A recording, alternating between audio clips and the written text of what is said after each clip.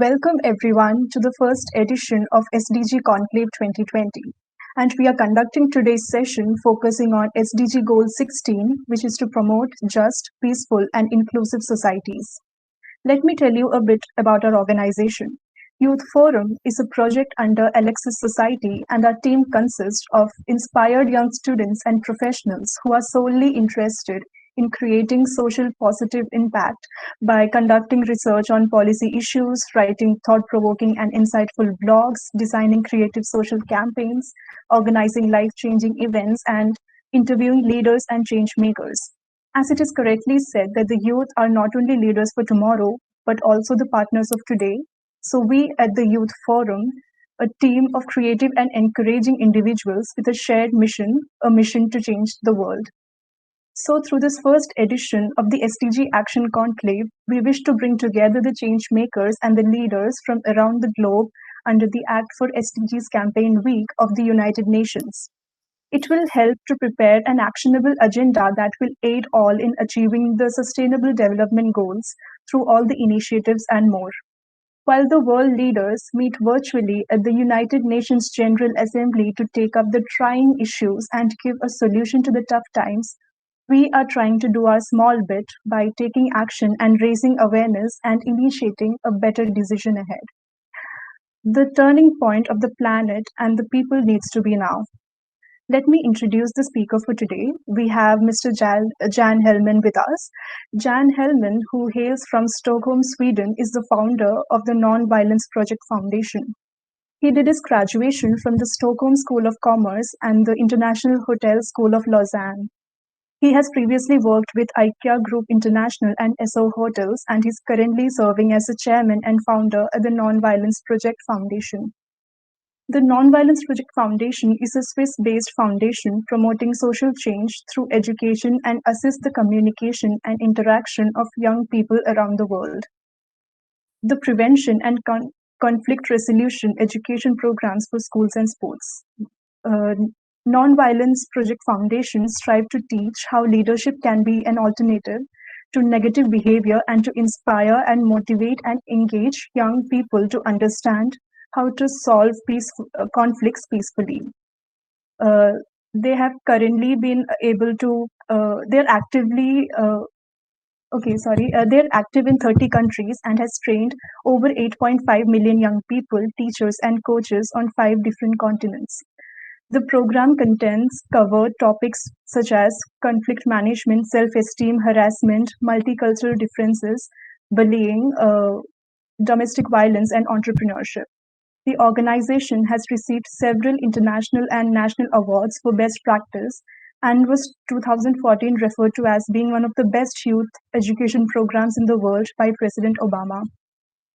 Jan Hellman's ideas and capacities are limitless in creating novel, innovative avenues. He's a change maker. He introduces much needed cultural updates to the society. Good evening to you, sir. We are so honored to have you with us today. Pleasure to be here. Thank you. Now I would like to introduce our chair, Kunal sir. Mr. Kunal Mandal is the co-founder of Gyan Space, a gamification company which uses quizzes and other games as a tool for personal growth and people engagement. He has also founded citybitesindia.com, a travel portal which helps travelers discover and book inspiring city experiences provided by local experts. Currently, he's on a mission to teach curiosity as a life skill, increase awareness about sustainability, and empower young Indians to be way more than what they thought they could be. So to take the discussion forward while trying to arrive at solutions through this session on SDG 16, I would like to hand over the conduct to Kunal sir. Thank you, Ashima, and a very warm welcome to each and every one of you who is joining in and listening in. I have a very, very special guest today with me, Jan Hellman. Jan, a very warm welcome to you. Thank you so much for joining us. Thank you for having me.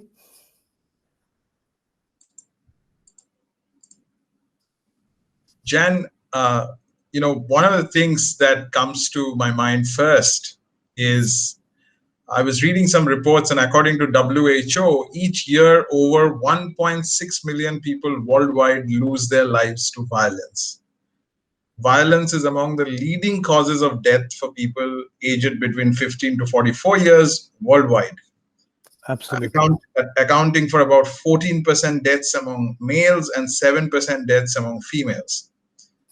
Now, before we delve deeper into violence and nonviolence, what I would like to ask you is, what does nonviolence mean to you? Non-violence mean to me many things that I think we all have inside. It means respect for other people, respect for life, respect for nature, respect for who we are. I think that lately in the last, I don't know, maybe 20 years, the lack of respect for other people, for our environment, for everyone has decreased a lot. Today, in many countries, a life isn't worth anything. I mean, you can buy a life for a couple of $100 if you know where to go, which I think is scary in the life that we love, that we now live today, and when we see what is happening in the world. Coming then fastly back to what is happening today with the coronavirus and all that, that has in a very, very, very bad way triggered the violence, different kinds of violence. We talk now about sexual harassment, we talk about domestic violence, we talk about bullying in different forms. All these things has already existed, but suddenly it has become so obvious. And if you see on the domestic violence side, it has increased in almost every country. I mean, you live in Switzerland or you live in South Africa, wherever you live, this violence has increased in a way that is difficult, maybe not difficult to understand, but it is difficult to understand because it shouldn't happen in the way it does now. Thank you. And one of my vivid memories of visiting the United Nations headquarters in New York was to notice the sculpture of the knotted gun in the courtyard. Yeah. And the renowned artist Carl Friedrich created it in memory of John Lennon, if I'm not wrong. That's correct. And this also serves as the logo for your foundation, which is the Nonviolence Project Foundation. Yes. So I was so curious. I wanted to know from you that tell us the story of why you chose this symbol for the organization, and also how is it that this is the strongest peace symbol that we have? First, the story why and how we work with it. The artist that created it he's dead now since a couple of years. Was a very good friend of mine, and he got very sick, and I helped him in his art. He was one of Scandinavia's most well-known artists. He was also a very good friend of John Lennon and Yoko Ono. Their kids went to the same class at the time when John and Yoko lived in Geneva. So one day he asked me if I wanted to help him to make a world tour with the sculpture, but as a piece of art with a message, of course, non-violence. That was obvious. So I said that's really something I would love to do. So over a year, and I mean we were not away for a year, but during a year we started in Berlin the day the Berlin Wall was officially taken down. So we went into East Berlin with a visa, and we went out again 2 days later without a visa. And that was absolutely fantastic to be there on that day when all this happened. Then we went on, we were on the Red Square during the Perestroika, we were at Venice Beach in California when the students' riots, etc., etc. And after coming back after that year, I realized that this symbol was so much stronger, so much more important than just being a piece of art. So it all started with that I asked the artist if I could work with the symbol in a more exclusive way. And he said yes. I had no idea what I wanted. So I started to think, and then I got in contact with a friend of mine that was very good at trademarks and positioning and all that. And after a few days of discussion, we decided that we wanted to work with education and with young people. So then we started to we launched the project 1993 in Sweden. 1995, we went to the US. 1997, we went to Brazil and South Africa. And I mean, today we owe the symbol. The symbol is ours. So we bought it from the artist at the time, which I think was necessary to be able to use it the way we want. But it has definitely become a much bigger symbol than just being our symbol, because you see it very, very often in different ways. You see it on TV, you see it outside the UN, you see it. And we made research once, and we found out that more than 3 billion people today have seen the symbol in some way. They don't know that we are behind it, unfortunately, but at least they have seen the symbol.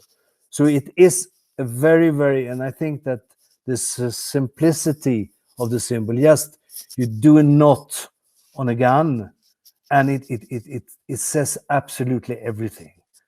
And it stands today outside, not only outside the UN, it stands outside the Olympic Museum in Lausanne, it stands at the Peace Park in Beijing, it stands at Waterfront in South Africa.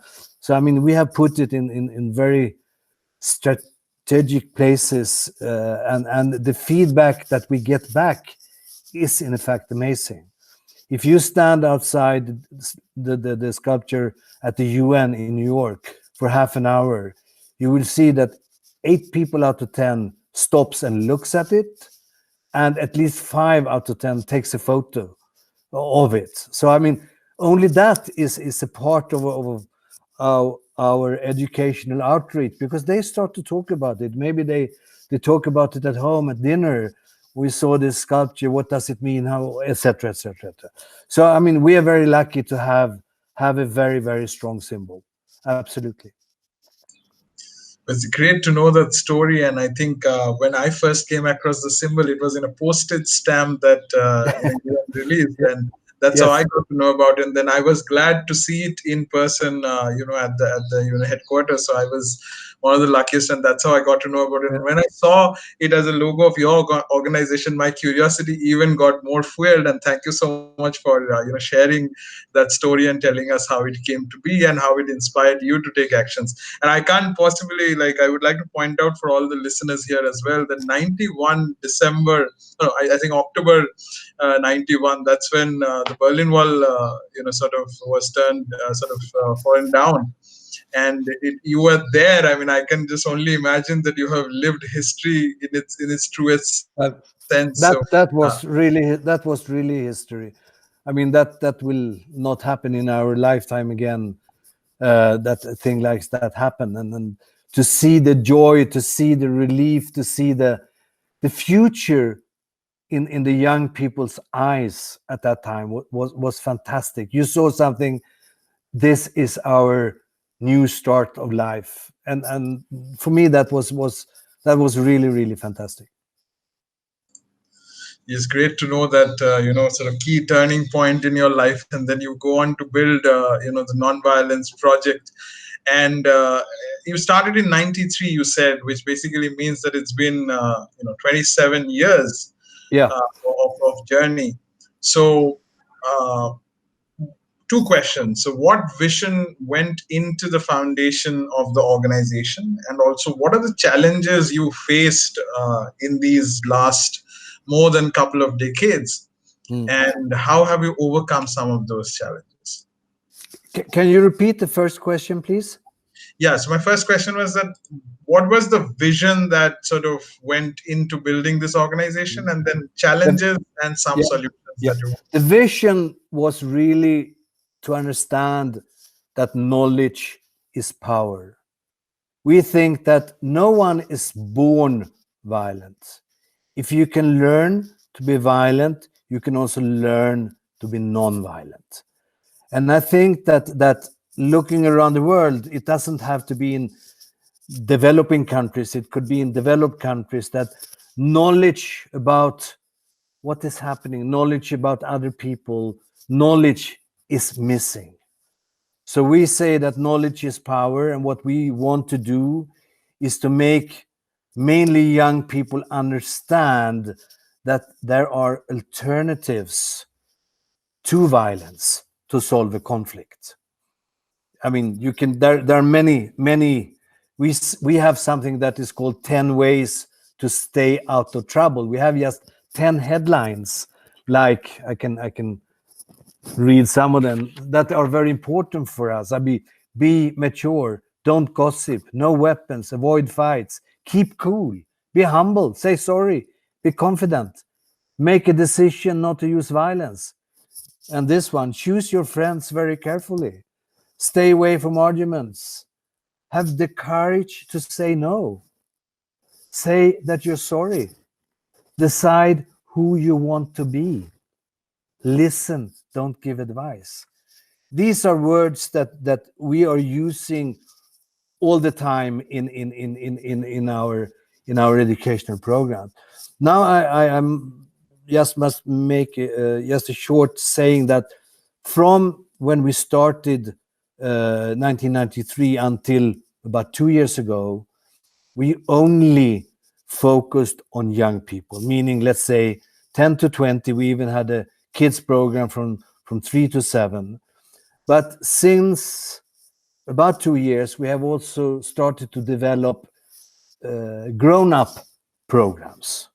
Meaning, I mean, today one of our most asked program is sexual harassment, because that is something that suddenly, it has been there forever, but suddenly people dare to talk about it. And it's so important because it has been a hidden thing in society, and I mean, we know that what has happened the last year with Me Too and all that, but just the educational part, when you educate a young person or a grown-up in the reasons behind sexual harassment, why it's not acceptable and how you can avoid it. We also now talk about racism. Racism has existed since the beginning of the world, probably. And racism also, again, if you start young enough, we believe, we hope that if you start to educate young people, over time they will understand these problems in a different and better way. Well, thank you so much for sharing those 10 commandments for millennial generation, probably. And I think you spoke about, of course, education and the importance of it to make change happen. And I would like to dive deeper into that, because I was noticing that you have this model of conflict management, self-esteem building, and violence prevention. All of these models, you have turned that into teachings to inspire the young minds. Could you tell us a little bit about the education programs, like how have you developed in and how effective that has been so far, and how is it changing lives? Absolutely.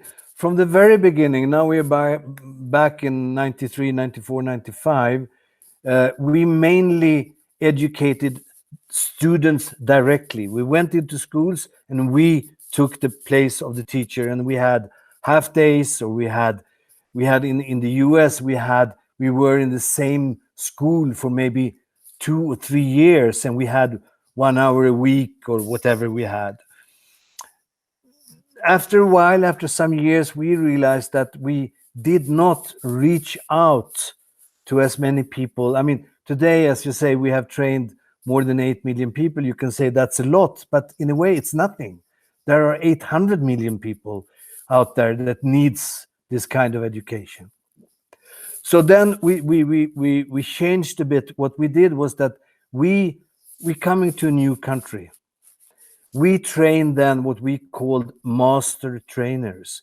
These are normally teachers or educational persons that we train. It's more or less a full-time week that we train these what we call master trainers, and we want as many as we can in a country, but it could be 5, it could be 10, it could be even 20, and these master trainers then train other teachers, train teachers in schools to a level that they can train the kids.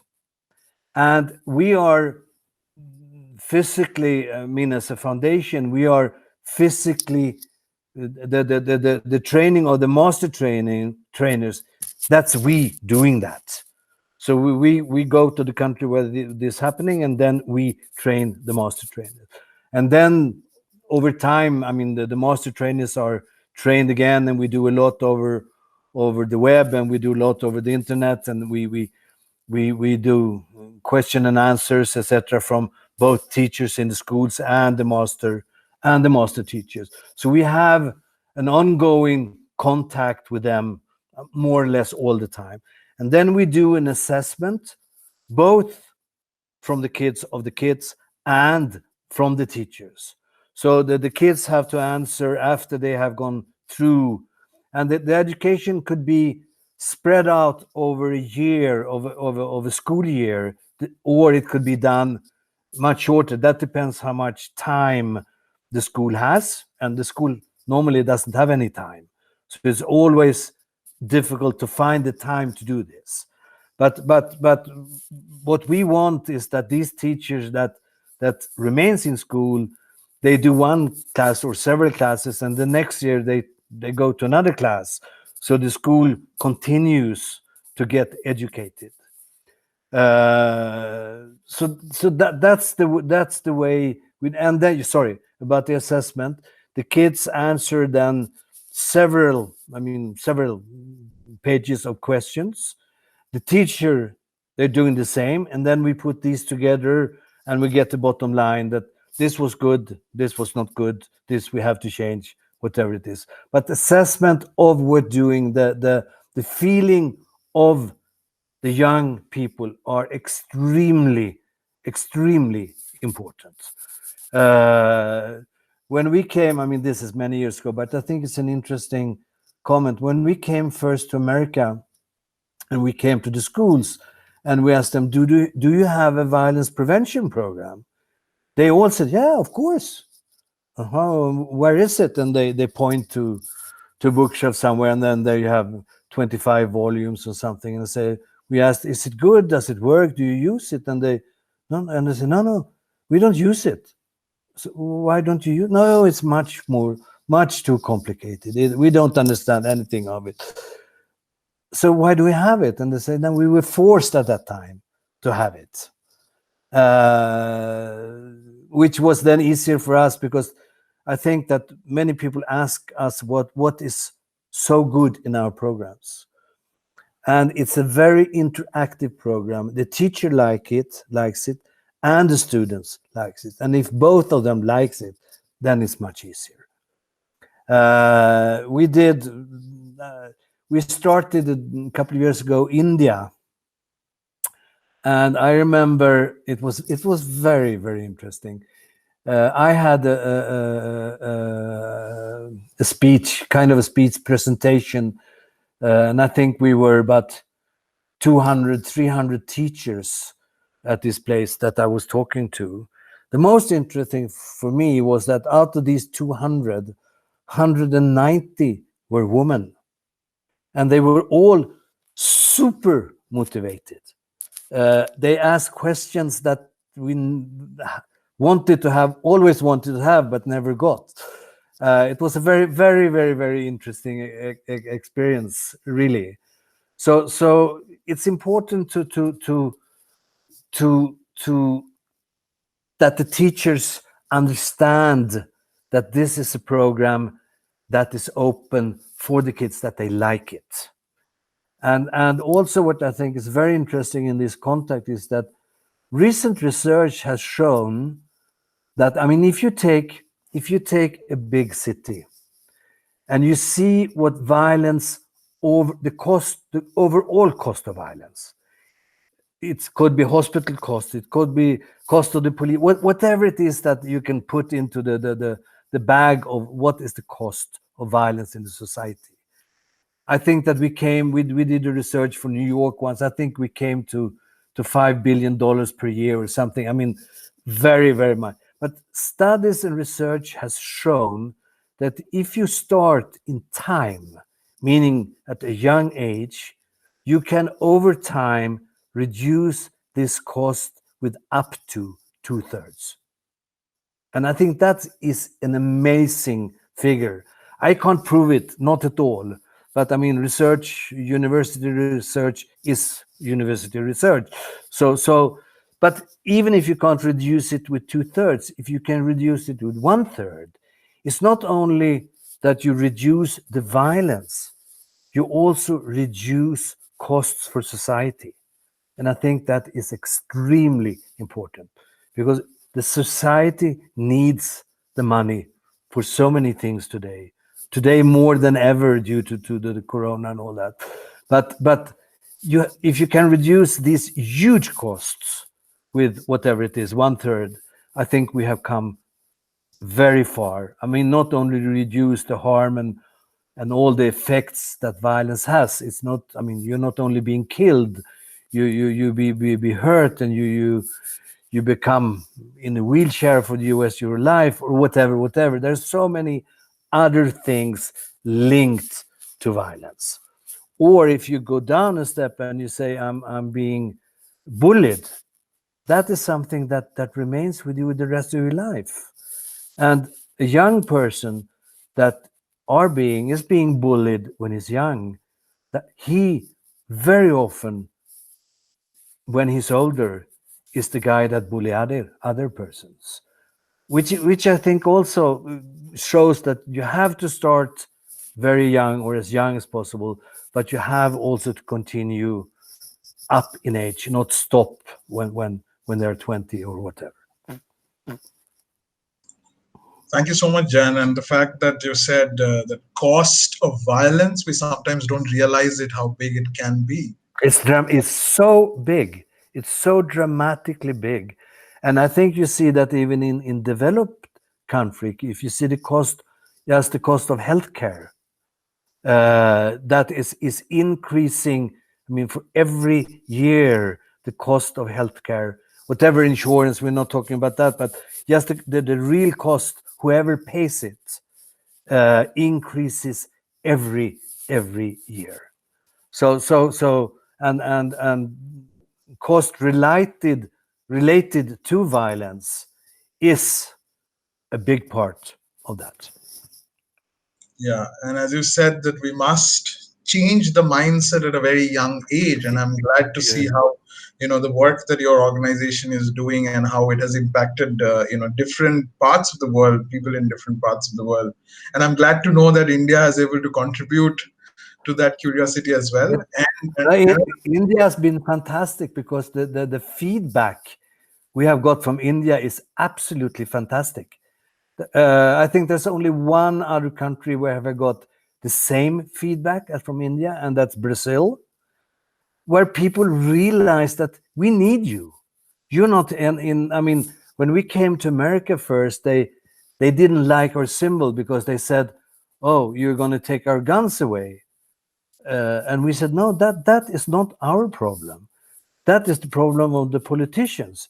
We are taking care of you when this has happened or before it has happened. We just help you in society to everything that is around, if it's now gun violence or whatever it is." But that we had a difficulty in that in the US. We had a difficulty with that in Japan, because in Japan they don't have any violence. They don't just have any violence, but they have a lot of domestic violence, of mobbing, racism. The man beats the wife, but in Japan you never talk about it. You never talk about it in your home or in the school, in the workplace, you just don't talk about it. So I think that's also shows the different doors that we have to open.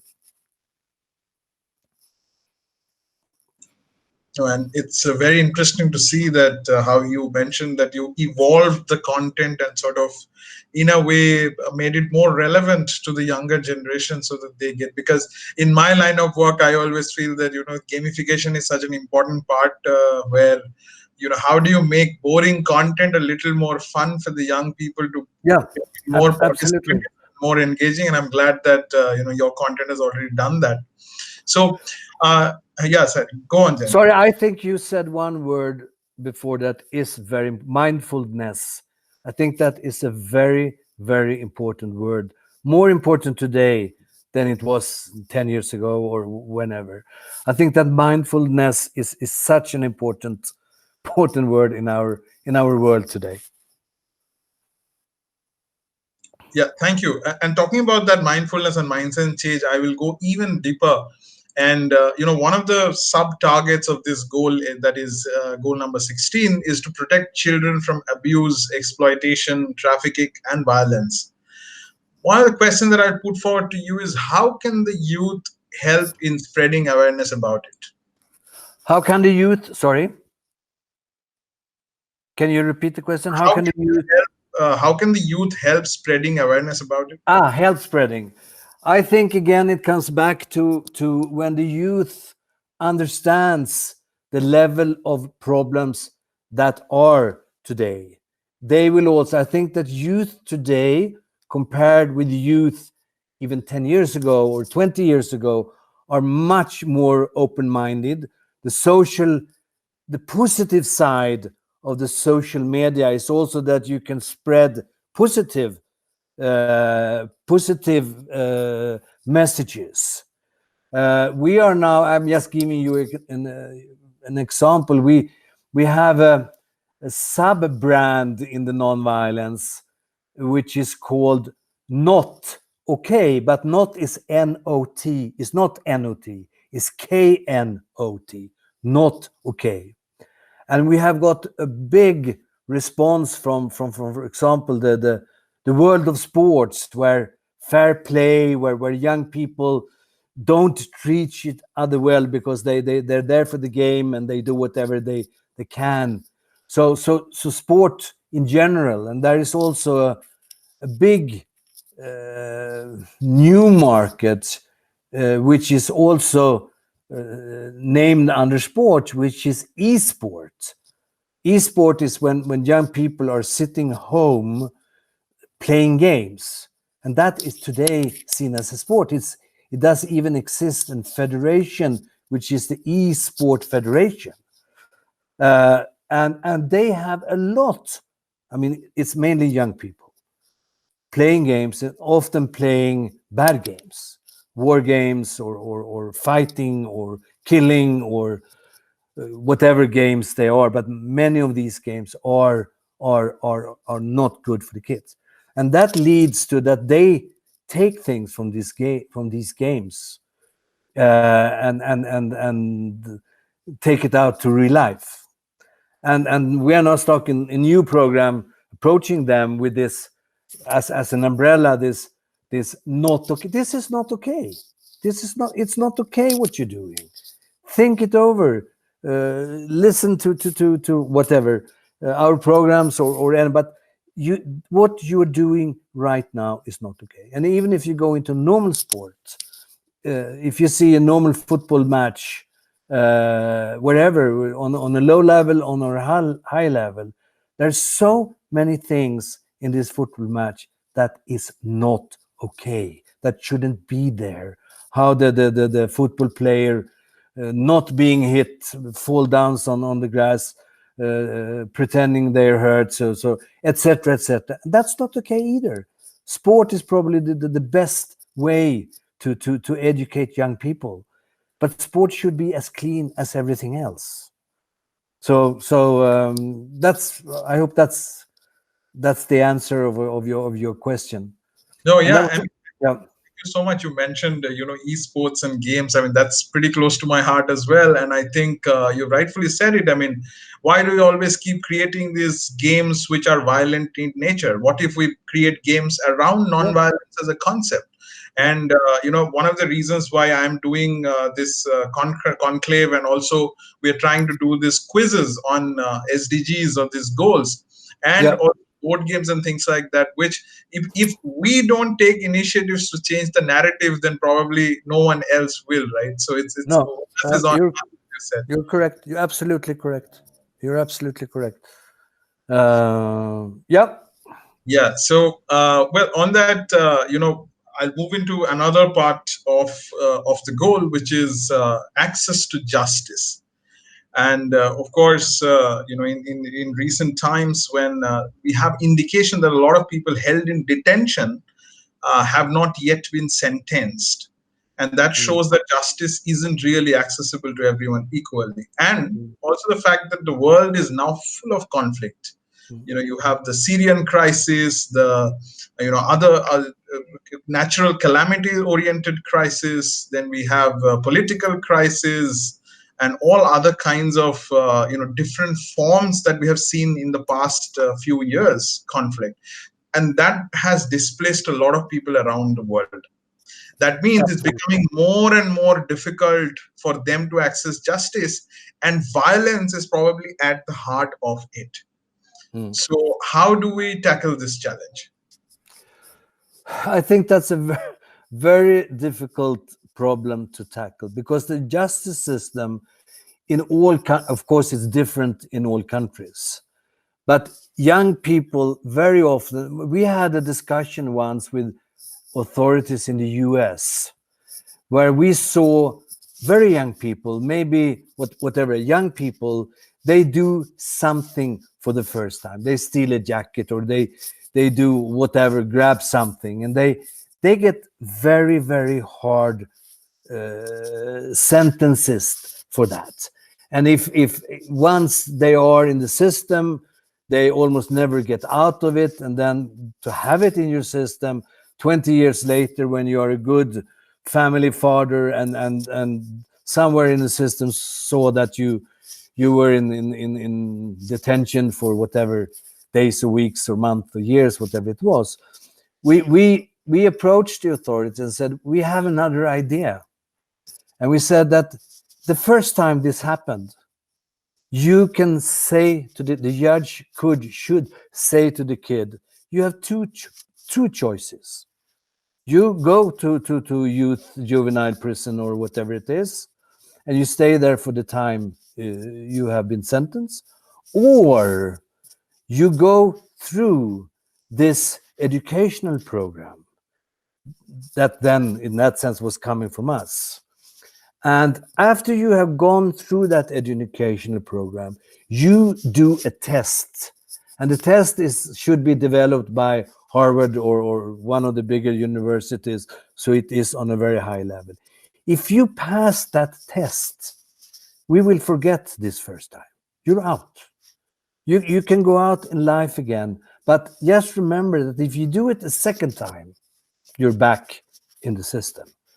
And from the beginning, the authorities, they were very interested, and then it just died out. They didn't want to continue this discussion.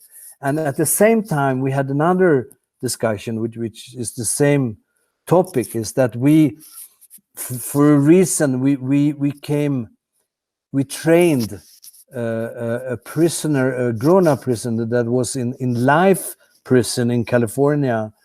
He had been in a gang that had murdered a policeman or whatever it was. And he found us on the internet, and he wrote to us and asked, can you send me one of your programs? And we did. His name was Johnny, or is Johnny. And he read this program and realized, I like it. And he then asked the prison authorities if he could train other prisoners, and they said yes. And the outcome of that was really, really. He trained so many other prisoners in this prison that the county asked us, can you go? This was recently, so we haven't done that yet. And then came the corona and all this. Can you go to other prisons doing this? And then we had a discussion with them that let's say that we do the same thing with them as with the kids. If they are in for, let's say, 10 years, they go through a violence prevention, conflict management program for X month. They pass a test. Then they maybe can get a reduction on, I'm now saying 2 years or 3 years of their 10-year prison term. Then that's a reduce of cost for society. And maybe, hopefully, this guy has learned something and he in prison. Normally, he doesn't learn anything in prison. But maybe and hopefully, in this case, he has learned something. So he comes out as a better person. And the prison authorities were very interested in discussing this. We haven't come further on that, but it is somewhere in our future agenda. Wow, that's great to hear, and I hope that whoever is listening in, if you can help bring that course or bring that model to more and more parts of the world, please help Jan as well. Yeah. And you of course mentioned that you are thinking about this in the future. So let me talk about future and come to you on that. Is that of course, Nonviolence Project, many years. You have educated more than 8 million students, teachers, and sports coaches, and so many other people around the world. But what's the goal for the future? What's ahead? No, the goal is simple. No, I think that we are realizing very much that to be able to reach out to many more than these 8-9 million people, we have to do it online. I mean, teaching, learning today online is something that has developed dramatically in a positive way over the years. And that's what we are working very hard with now, to make all our programs possible to make them online. It demands a lot because you have first to train still we believe that you have to train the teachers so they can then inform the students how to handle this program. We have now, during the corona, for example, it's a big school here in Europe where we were already, it's a university, and we were training the university in sexual harassment, and we had been doing that for 1.5 years. They are more than 120 countries represented in this university. So you have really a lot of different inputs on everything. And the school has been very happy of what we've been doing. And then came the corona, and we couldn't go there, and the school closed and all that. Now we have started the same training, but online. And it works. It works very well. So that is, I think, our main objective for the close future, to be able to offer our programs online in a different way than we do today. And then, I mean, the world is open. Then you can reach out to maybe today 800 million people needing it, but at least it opens so many more doors. We think that we will always have live training, because it's from live training we learn. So in many cases, it could be that we go to a school and we do, instead of a week or whatever, we do 1 day training, how the online program will work, and then they take on the online program, just to get absolutely the information out to the school. It's great to hear what you're trying to do, and I think online is the way forward. And we look forward to the online sessions, and also I hope that that 8 million soon becomes 800 million through this process. So great to great to hear that story. Thank Jad, you. yeah, go on. No, I'm fine. Yeah. So at this point, I would like to bring a young voice into our conversation, and I have Ashima with me, who is a young professional and was also a member of our global volunteer community. Ashima, she has a couple of questions for you, Jan. So Ashima, please introduce yourself and ask your questions. Thank you so much, Kunal sir. So, I'm Ashima, and I'm currently working as a management consultant with an impact consulting firm. So, I'll jump right into the question. So, my first question to you is, how can the youth of developing countries help and contribute in broadening and strengthening the participation in the institutions of global governance? Good question. I think again that today young people in developing countries or developed countries has a possibility, again coming back to what we positively can do on online and internet. I think that the social media, just being seen and being heard, this is what we want. And I think that many young people get together in groups and they do resolutions. This is how we want the older generation to take care of our problems. I think that the simplest answer to your question is to be heard in another. Before they had to go out and protest and all that, which was not, maybe not legal, maybe not possible. They weren't heard because whatever, they were not able to stay where they were. And I think that in that sense, the internet has a fantastic possibility to help young people being heard and being seen by the older, by the politicians. Uh, Thank you so much for the answer, sir. My last question to you is, to ensure working of SDG 16, what actions can the youth take? What would be your top 3 suggestions for the youth like me to ensure a better sustainable world by 2030? Another good question. I think again that the young people of today are much more aware of the upcoming problems, the problems that we have today.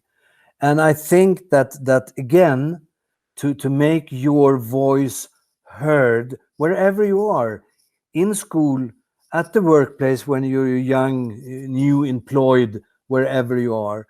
And I think and I hope that that is really the fact, that the schools, the workplace are more open today for what you have to say, for what young people have to say.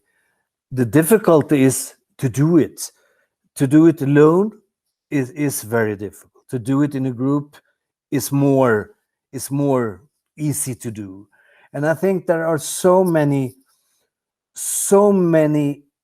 new and good things in the mind of young people that did not exist 10 years ago.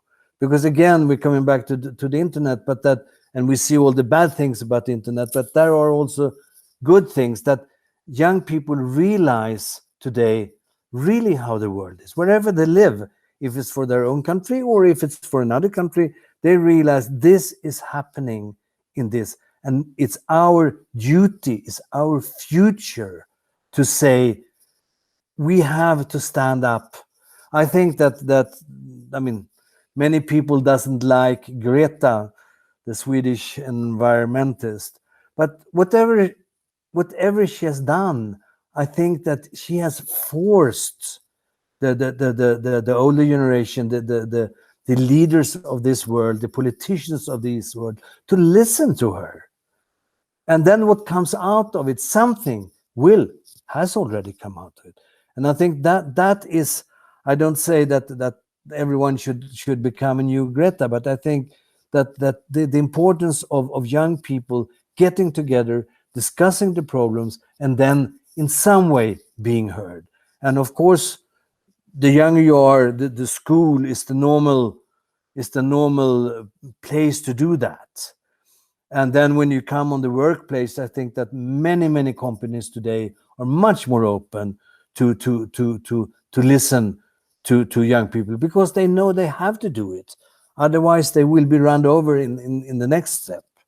So if that's enough good answer to you, I think it could be developed more, but I think that's the red thread in how I see that young people should. We did some years ago something very interesting. We took young people from 25 countries, one boy and one girl in the age of between 15 and 20, and we took them to Stockholm, and we had a very good moderator, and the meaning was that they, during 3 days, should make a resolution in 10 points how the young generation today want us, the old generation, to change the world. And it was absolutely fantastic. I mean, normally they should have gone to bed at 9. No one went to bed before 3 o'clock in the morning, because they were so uplifted by this mission to do this. And finally, we got this resolution. All the different groups came together, and they realized these are the 10 points for us that are the most important. We sent that to the UN at the time. They took it in as an official document, or whatever it's called, and they sent it out to all member states of the UN, saying, this is what the young kids want. And for us, that was the first, I mean, this was a couple of years ago, but that was the first opening that young people can be listened to if you do it the right way. Thank you so much, Ashima, for your questions, and thank you, Jan, for thank you, Ashima. So much insights. Looking forward seeing you, meeting you. Absolutely. Yes, and as you said, that young people must become partners of today, yeah, and leaders of tomorrow. And well, for everyone who is listening in, it's very difficult to sum up a session where there is so much insight packed into it. But as the host, I'll try my best. And few of the things that Jan said is, of course, that we must respect people for who they are. No one is born violent. And we must teach nonviolence, maybe as a life skill, to more and more young people, so that the world becomes a nonviolent space. As he suggested, education is going to be the key driver for a nonviolent world. And always remember, there are 10 ways to stay out of trouble, which he recommended. We will, of course, post it out in the video for you. And more importantly, for all the young people who is listening in, make your voice heard, because that is how we are going to change the world. Yes. And I promise you, we will listen to you. I absolutely. With that promise, Jan, we are towards the end of our session. And before I conclude, I have one last question for you. If you have to sum up your vision for a better world in one sentence, what would that be? I think it's one of the 10. I think that decide who you want to be. I think for me, that is the most important thing I could say as a summary of this. Thank you so much, Jan, for once again, for such a lovely session. And thank you so much for your time. At this point, everyone who is listening in and joining in, remember, for a world where no one is left behind, it has never been clearer to all of us that we have a role to play in order to bring about change. Absolutely. And thank you for a very good session. I really liked it. I think your questions were absolute perfect. So thank you, both of you. Thank you, Jan. And hope to see you somewhere. Yes. Whoever you are, no matter where you come from, every one of us can make a difference. Every action truly counts. Get involved, attend the SDG Action Conclave 2020, participate in the SDG quiz, help raise awareness about the goals, and connect with a global community of passionate volunteers. This Global Goals Week, let us all come together to spread the knowledge about people, planet, and our sustainable development goals. Thank you once again all for joining us. Follow us on Instagram at Youth Forum India for all the updates. And don't forget to join our next session. Once again, Jan, thank you so much for your time and being here with us and sharing such incredible insights. Thank you very much. I'm honored to be here.